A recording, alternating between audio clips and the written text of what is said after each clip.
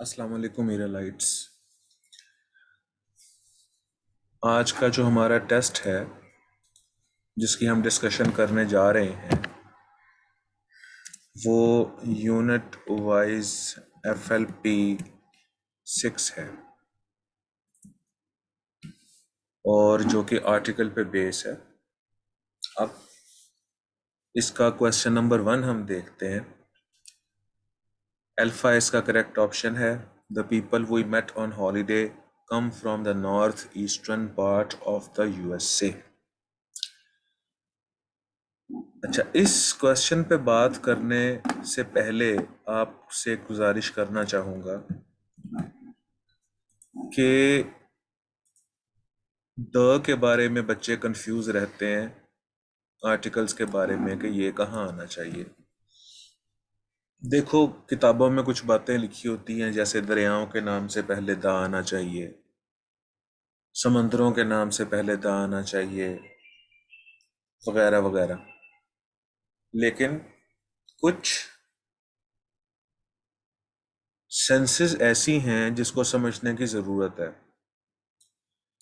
आप द लगाने के लिए सेंटेंस के अंदर कोई सोर्स ऑफ स्पेसिफिकेशन तलाश कीजिए। फिक्रे के अंदर ही कोई क्लॉज ऐसा होगा, कोई फ्रेज ऐसा होगा, या कोई वर्ड ऐसा होगा जो कि वजह बनेगा स्पेसिफिकेशन का। कैसे, भला आप देखिए। Sentence number 1, I like the watch which my uncle gifted me on my birthday. अब ये देखो, ये जो पूरे का पूरा क्लॉज है, ये इस वॉच को स्पेसिफाई कर रहा है। यानी ये जिस वॉच की बात हो रही है वो मेरे अंकल ने दी थी, वो मेरे वालिद ने नहीं दी थी। वो मुझे गिफ्ट मिली थी, वो मैंने खरीदी नहीं थी। वो मुझे बर्थडे पे गिफ्ट मिली थी, वो मुझे पास होने पे गिफ्ट नहीं मिली थी। यानी कि ये सेंटेंस के अंदर एक क्लॉज ऐसा मौजूद है जिसने इस वॉच को स्पेसिफाई किया है, इस वॉच को ख़ास बनाया है।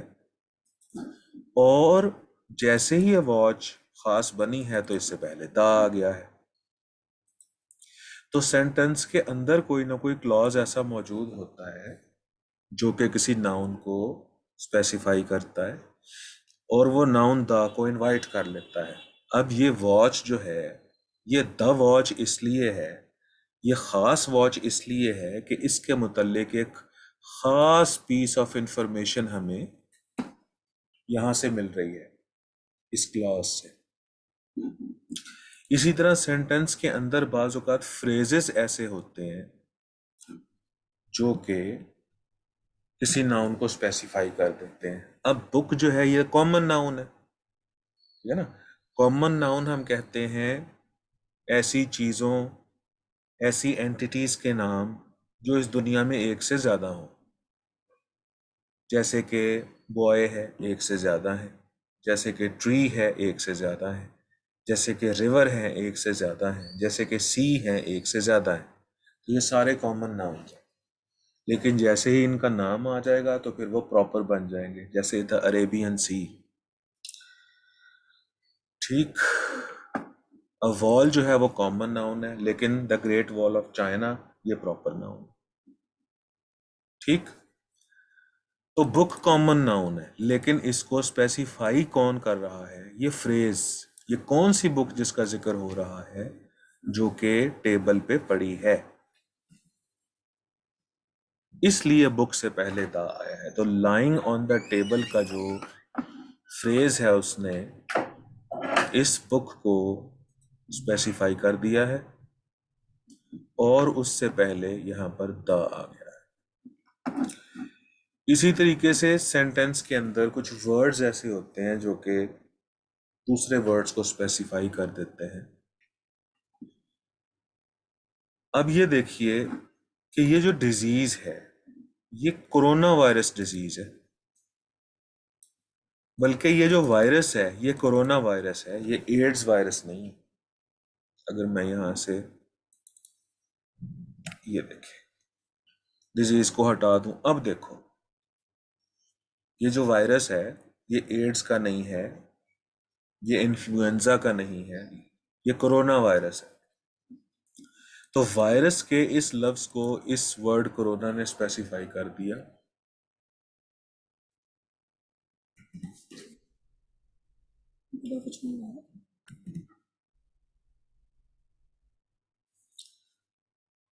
तो the corona virus spread death and fear everywhere. तो यहाँ द जो है इस वायरस की वजह से आया है, क्योंकि ये वायरस को स्पेसिफाई बना दिया है, खास बना दिया है कोरोना ने।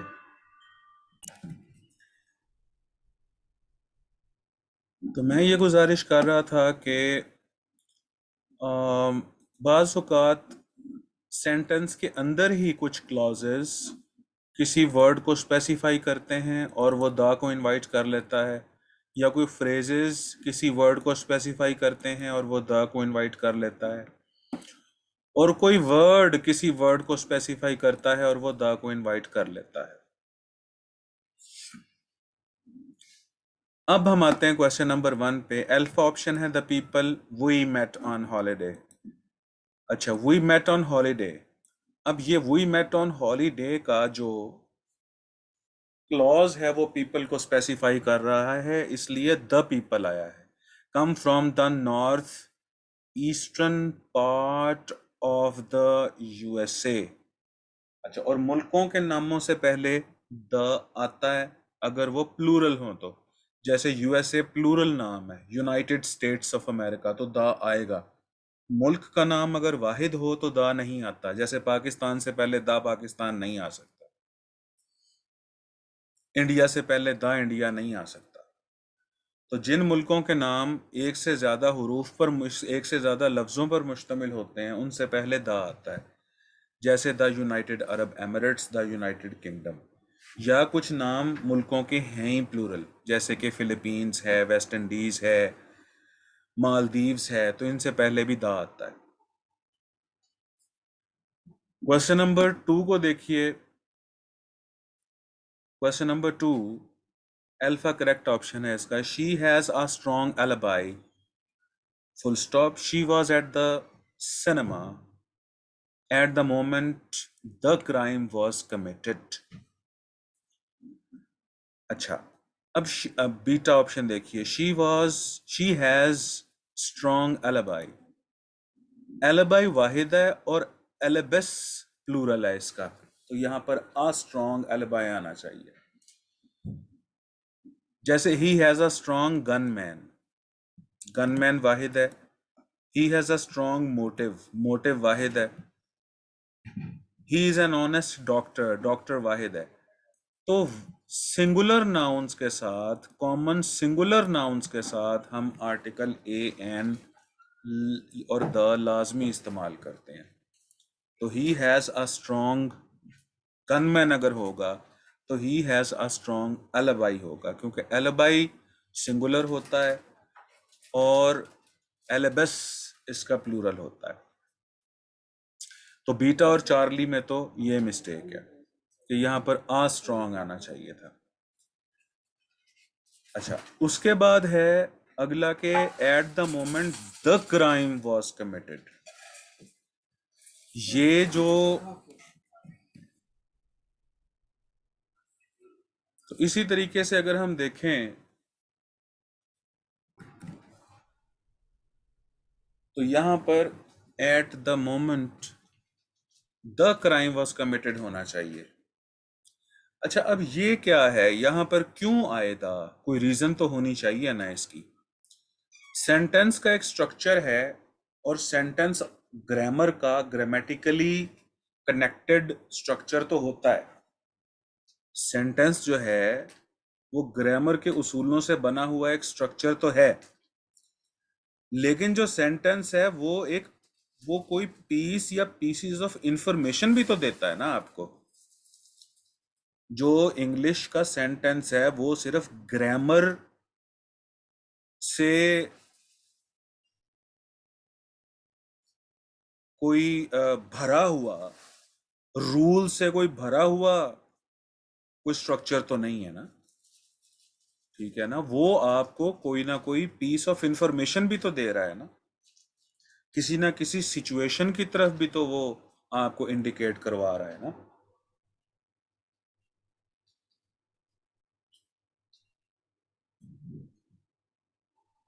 अब देखें, अब she was at the cinema,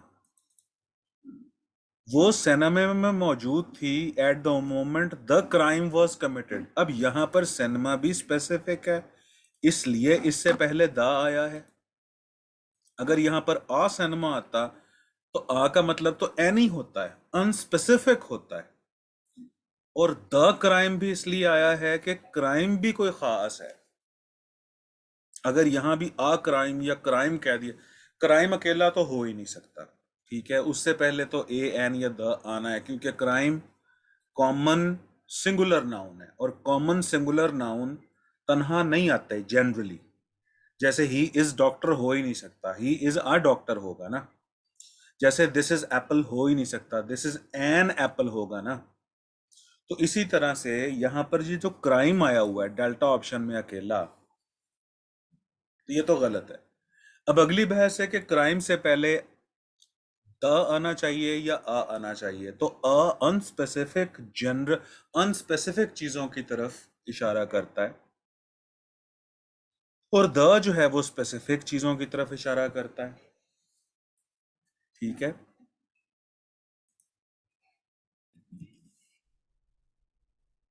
और एलिबाई का मतलब जो है वो शहादत होता है, गवाही वगैरह। अच्छा, सेंटेंस नंबर 3, क्वेश्चन नंबर 3 देखिए। According to the national weather service, ये बिल्कुल ठीक है, नेशनल का एन बड़ा, वेदर का डब्ल्यू और सर्विस का एस, ठीक है। Cyclones are areas of circulating winds that rotate counter clockwise in the northern hemisphere. Hemis- hemisphere,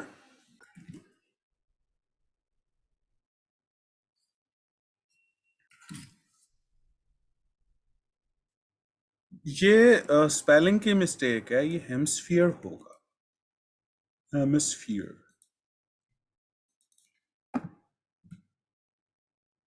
निस्फ Kurre को कहते हैं।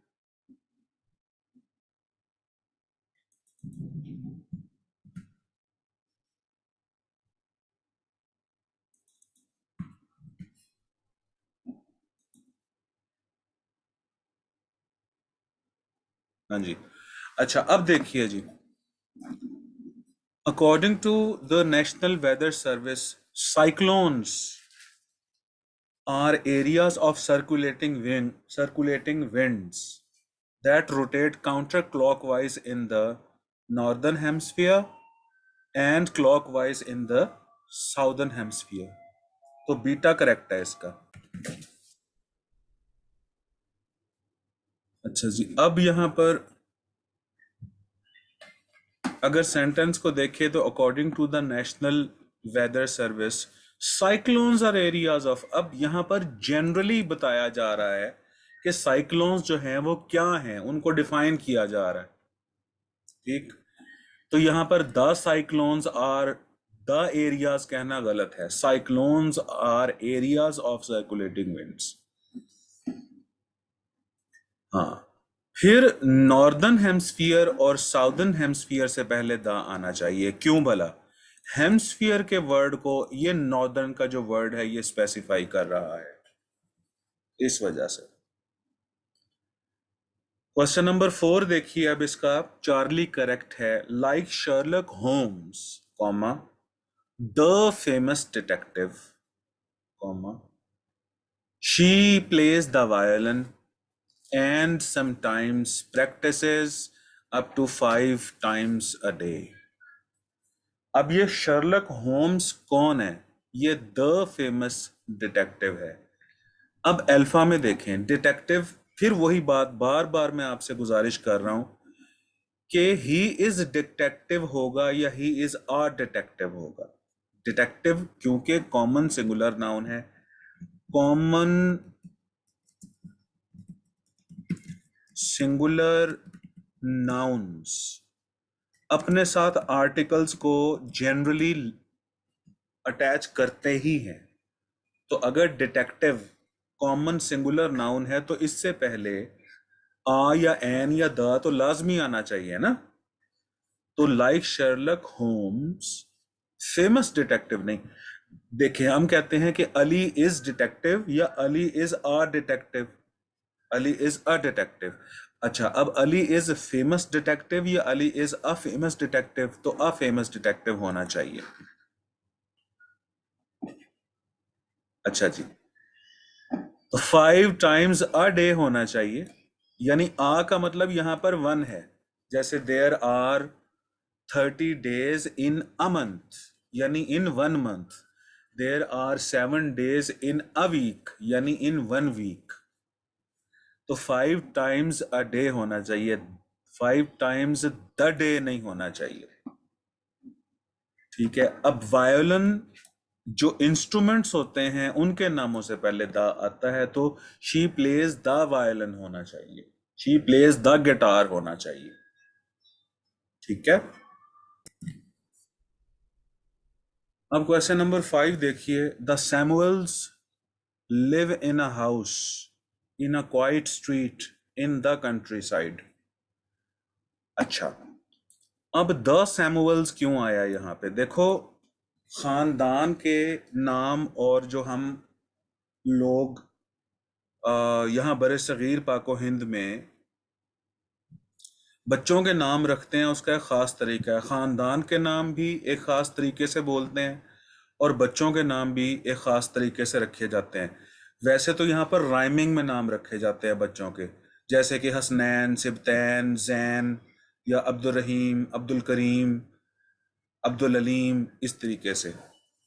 अच्छा, इसी तरीके से जो इंग्लैंड में नाम रखे जाते हैं बच्चों के, वो 1 2 3 करके भी रखे जाते हैं, हेनरी 1, हेनरी 2। अच्छा, या वो सीनियर जूनियर करके भी रखे जाते हैं, जॉर्ज सीनियर और जॉर्ज जूनियर। खानदान के नाम ये अंग्रेज जो हैं ये प्लूरल करके लेते हैं और इनसे पहले दा लगाते हैं। जैसे ये फैमिली नेम है फ्लेमिंग, नाम होगा जैसे, याद हो आपको, हेनरी फ्लेमिंग या बिटरिंग, और वो कौन सा था, कोरा बिटरिंग और हेनरी बिटरिंग। ठीक है, तो ये नामों को करते हैं प्लूरल और उनसे पहले दा लगाते हैं। जैसे कि द फ्लेमिंग्स, फ्लेमिंग का खानदान, जैसे द बिटरिंग्स और बिटरिंग्स का खानदान। तो यहां पर द सैमुअल्स आना चाहिए। Live in a house in a quiet street in the country yard. अब यहां पर आ क्यों लगाया और क्वाइट स्ट्रीट से पहले आ क्यों लगाया? फर्स्ट टाइम इंट्रोडक्शन देना हो तो हम आ लगाते हैं, सेकंड थर्ड टाइम हमने रेफरेंसेस देने हो तो हम ता लगाते हैं। बिल फर्ज डेल्टा को अगर मैं आगे बढ़ाऊं, the Samuels live in a house in a quiet street. अब मैं हाउस का अगर दोबारा जिक्र करना चाहूं तो मैं यूं करूंगा, the house is very big. और स्ट्रीट का अगर मैं जिक्र करना चाहूं तो फिर मैं यूं कहूंगा कि the street was too long, the quite street was too long. तो याद रखें कि फर्स्ट टाइम इंट्रोडक्शन के लिए हम ए या एन इस्तेमाल करते हैं। जैसे there is a doctor in my city. और सेकंड टाइम या थर्ड टाइम रेफरेंस के लिए हम फिर द इस्तेमाल करते हैं। The doctor is very intelligent. जैसे कि there is a canal in our city, the canal remains dry. जैसे कि there is a book in my hand, the book is very interesting. तो there is a book in my hand, first time introduction. The book is very interesting second और third time reference के लिए आएगा। उसके बाद आप 6th point देखें। आप 6th क्वेश्चन देखें। She has been a detective for 30 years and claims that although many people think that being a detective is a piece of cake, comma, detectives generally work very hard and it's not all fun and games.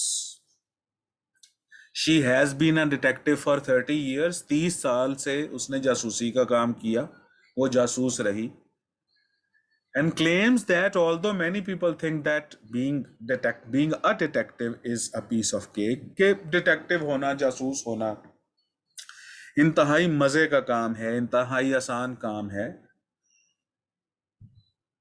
अगरचे लोग ऐसा समझते हैं, लेकिन इस मोहतरमा की राय ये है कि detectives generally work very hard, कि डिटेक्टिव्स जो हैं वो बहुत मेहनत से काम करते हैं, and it is not at all fun and games. तो डिटेक्टिव होना ये फन और गेम्स का नाम नहीं है। अच्छा, अब यहां पर देखें बीइंग अ डिटेक्टिव, तो यहां पर एक जनरल सेंस है, तो बीइंग द डिटेक्टिव कहना गलत है यहां पे। अच्छा, is a piece of cake ये भी एक जनरल टर्म है, तो यहां भी इज, अच्छा अब देखो पीस यहां पर कॉमन सिंगुलर नाउन है, तो इससे पहले ए या एन तो लाजमी आना चाहिए, ठीक है, तो ये इसलिए गलत है चार्ली में। डेल्टा जो है वो बीइंग अ डिटेक्टिव होना चाहिए था, यहां डिटेक्टिव भी कॉमन सिंगुलर नाउन है? तो कॉमन सिंगुलर नाउन से, ये देखिए अभी मैं ऊपर आपको बता के आया हूं, कॉमन सिंगुलर नाउन्स हो तो आर्टिकल्स लाजमी इस्तेमाल होते हैं, और मैंने तकरीर भी की है पूरी कि जैसे ही इज डॉक्टर हो नहीं सकता, ही इज अ डॉक्टर होगा। इसी तरह दिस इज पीस हो नहीं सकता, दिस इज आ पीस होगा। अच्छा, ही इज डिटेक्टिव हो नहीं सकता, ही इज आ डिटेक्टिव होगा। हाँ, स्पेसिफाई करना है तो फिर डिटेक्टिव से पहले द यूज करो, जैसे the detective in this department, the detective of my department is very sharp, तो फिर द डिटेक्टिव आ सकता है।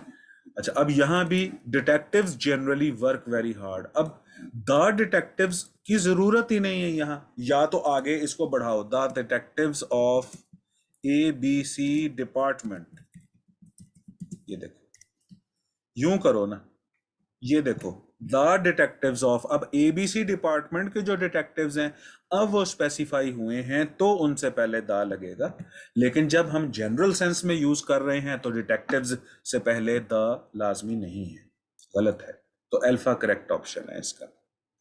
सेवंथ देखिए, डेल्टा करेक्ट ऑप्शन है, the Netherlands are a land which is almost completely below sea level. अच्छा, अब Netherlands देखें, अभी मैं आपको पहले भी बता के आया हूं कि ये मुल्क का नाम है, और मुल्क का नाम अगर वाहिद हो, देखें कंट्री नेम्स के मुतल्लिक जो रूल है वो ये है कि अगर कंट्री नेम सिंगुलर हो तो उसके साथ नो आर्टिकल, जैसे कि पाकिस्तान, जैसे कि चाइना, जैसे कि इंडिया। लेकिन अगर कंट्री नेम प्लूरल हो, अब प्लूरल हो सकते हैं दो किस्म के, या तो कंट्री का नाम के साथ एस ई एस वगैरह लगा हो तो प्लूरल प्लूरल हो सकता है, या उसका नाम एक से ज्यादा लफ्जों पर मुश्तमिल हो तो इसको भी मैं प्लूरल कहता होता हूँ। देखो, प्लूरल कंट्री नेम्स की टू टाइप्स हैं, या तो ऐसे होगा नीदरलैंड, जैसे यहां पर लिखा हुआ नीदर लैंड्स, जैसे माल दीव्स,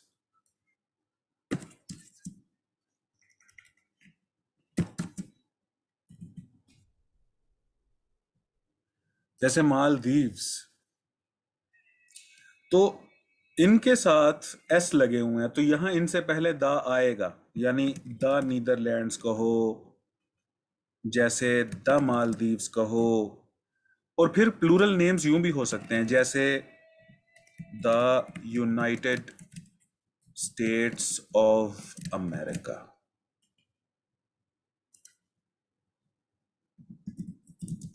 तो इस सूरत में भी दा लगता होता है। अच्छा, the Netherlands are a land. अच्छा, अब यहां पर आ लैंड क्यों आया है? क्योंकि नीदरलैंड्स देखने में तो प्लूरल है, लेकिन ये वाहिद मुल्क का नाम है ना। तो the Netherlands are a land, ये वो सरजमीन है which is almost completely the below sea level, जो कि सी लेवल से नीचे है। अल्फा में नीदरलैंड से पहले दा नहीं है, चार्ली में नीदरलैंड से पहले दा नहीं है, लिहाजा अल्फा और चार्ली तो यूं गलत हो गए। अच्छा, और उसके बाद सी लेवल से पहले दा की जरूरत नहीं है, क्योंकि जनरल सेंस में बात हो रही है। एट्थ जो है इसका, अब एट्थ पॉइंट अगर देखें तो चार्ली करेक्ट है। Eight question, the DVD player is the more sophisticated of the to.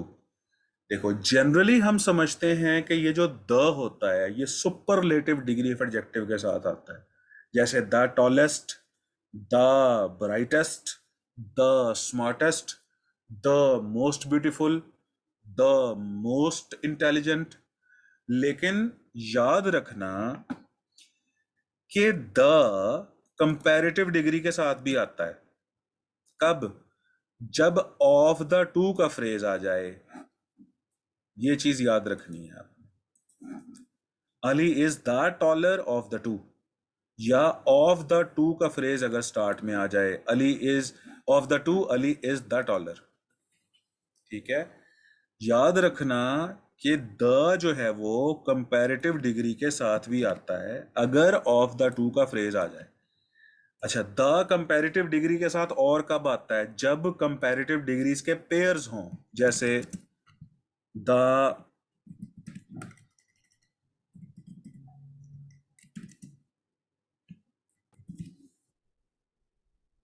जैसे the higher you go the cooler it is. ठीक, तो कंपैरेटिव डिग्रीज के अगर पेयर बन रहे हों तो भी साथ में द का इस्तेमाल होता है। ये देखो, ये देखो। तो अब हमें ये अंदाजा हुआ कि जो द है वो लाजमी नहीं है कि सुपरलेटिव डिग्री ऑफ एडजेक्टिव के साथ ही आए, वो कंपैरेटिव डिग्रीज के साथ भी आता है। और उसकी दो कंडीशंस अब आपको पता होना चाहिए। एक, कि आपके फिक्रे में of the two, of these two, of those two का स्ट्रक्चर आ जाए, तो फिर।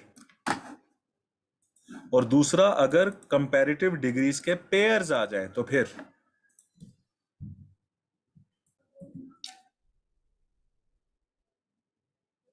अच्छा जी, तो the this DVD player is the more sophisticated of the two models. तो the more sophisticated of the two, यहां पर ऑफ टू मॉडल्स गलत है बीटा में, यहां पर मोर से पहले दा नहीं है, और यहां भी मोर से पहले दा नहीं है। अब जरा नाइन्थ क्वेश्चन अगर अब हम देखें तो, on the 31st of December thousands of people gather in Times Square, New York, to celebrate the coming of the new year. अच्छा, ये जो ऑर्डिनल्स होते हैं, first, second, third, fourth, 31st, 45th, generally इनसे पहले दा लगता है, तो लिहाजा ऑन द 31st होना चाहिए। ठीक है, ये कहलाते हैं ऑर्डिनल्स। ऑर्डिनल्स क्या होते हैं? First, second, third. और कार्डिनल्स ये क्या होते हैं? ये 1, 2, 3 वगैरह होते हैं। तो ऑर्डिनल्स से पहले जनरली हम द का यूज करते हैं, तो द 31st of December होना चाहिए। एक बात। अच्छा, अल्फा में ऑन द, चार्ली में देखें on the 31st of the December, ये गलत है। अच्छा, टाइम स्क्वायर से पहले द नहीं आना चाहिए। क्यों? कि जनरली जो स्ट्रीट्स होती हैं उनसे पहले द यूज नहीं होता जनरली।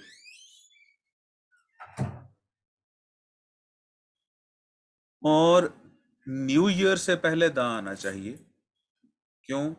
कि ईयर का जो वर्ड है उसको न्यू का वर्ड स्पेसिफाई कर रहा है, लिहाजा द आना चाहिए। तो डेल्टा में ऑफ न्यू ईयर लिखा हुआ है, ये गलत है। डेल्टा में द टाइम स्क्वायर लिखा हुआ है, ये गलत है।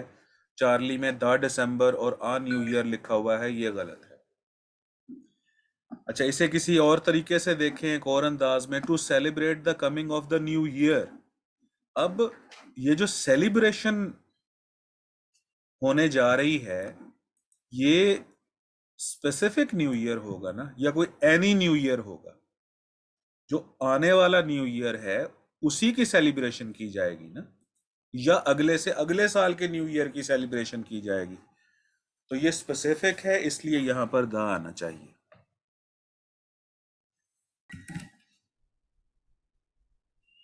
अच्छा जी, अब आप 10th क्वेश्चन देखिए। बीटा ऑप्शन करेक्ट है इसका। If you want to work abroad, you don't why don't you contact the agency? कौन सी agency? I went to in Lamb street. Street के नेम से पहले जनरली द नहीं लगाया जाता। ठीक है। अच्छा, अब सेंटेंस देखें। Are you sure?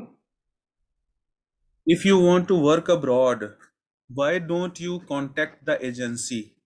The agency I went to. अगर आप बाहर जाना चाहते हो तो उस एजेंसी से क्यों नहीं राब्ता करते जहां मैं गया था? तो ये स्पेसिफिक एजेंसी हुई ना। तो यहां पर द एजेंसी आना चाहिए था। एन जो होता है वो अनस्पेसिफिक, ए और एन जो है वो अनस्पेसिफिक सिंगुलर नाउन्स की तरफ इशारा करते हैं। तो एन एजेंसी और एन एजेंसी यहां पर गलत है। चार्ली में अब देखो, एजेंसी कॉमन सिंगुलर नाउन है, कोई तो आर्टिकल आए इसके साथ। ठीक। और लैम स्ट्रीट मैंने गुजारिश की है कि जनरली जो स्ट्रीट्स के नाम होते हैं उनसे पहले हम द यूज नहीं करते।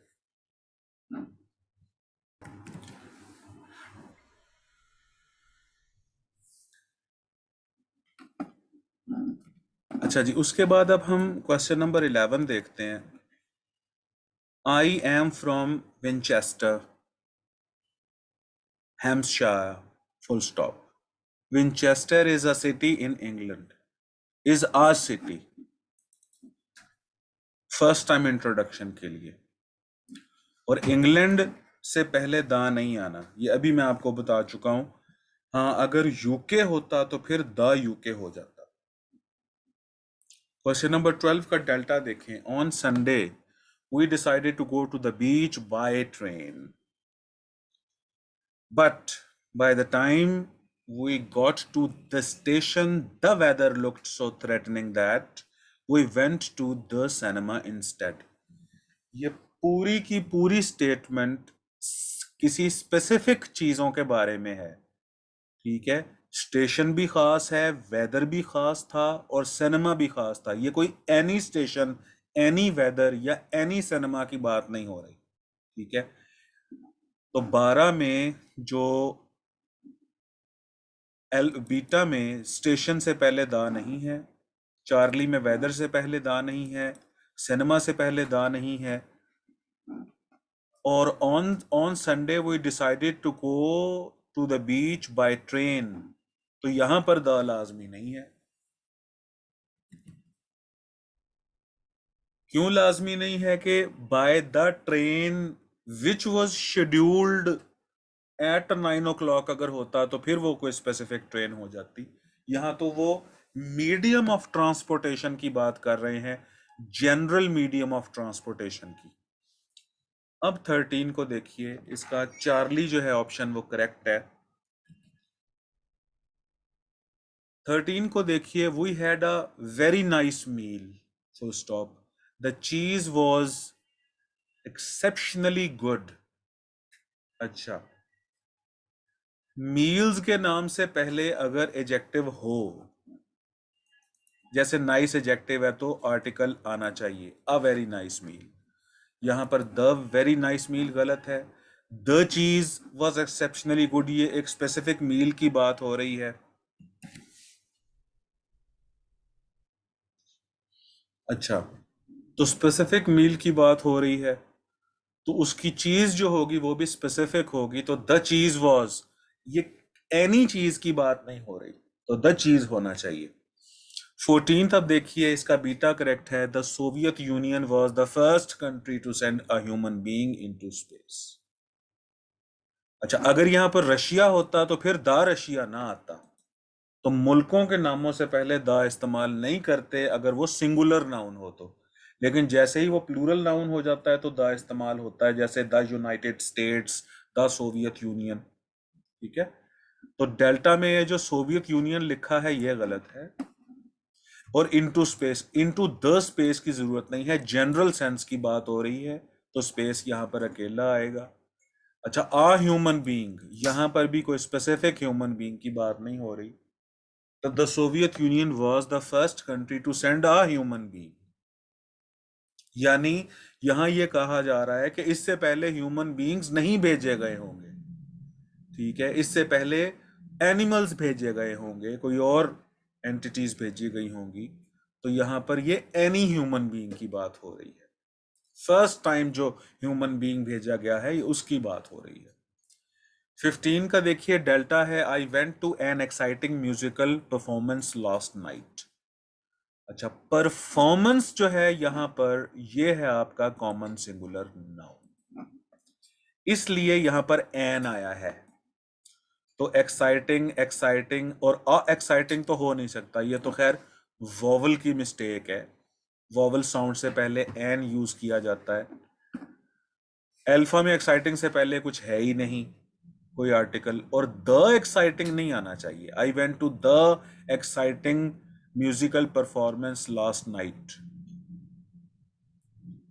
तो फर्स्ट टाइम इंट्रोडक्शन के लिए एन एक्साइटिंग, देखो ना, मैं अगर आपको बताऊं कि I went to an exciting musical performance last night, ये मेरा पहला फिक्रा है, तो मैं आपको अभी फर्स्ट टाइम इंट्रोडक्शन करवा रहा हूं।